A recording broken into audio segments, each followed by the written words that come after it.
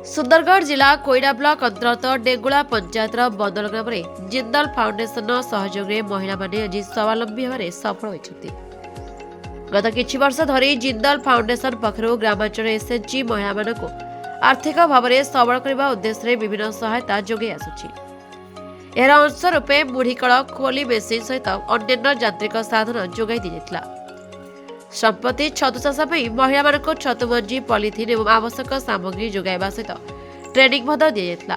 Training पर महिला माने निजे छतु चाष करी आज आय करिबारे सक्षम होई पारछथि।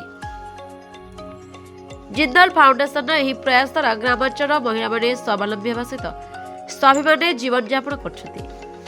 सुंदरगढ़ कोईडारू जिला प्रतिनिधि निखोज नायक रिपोर्ट हर्षिका मीडिया।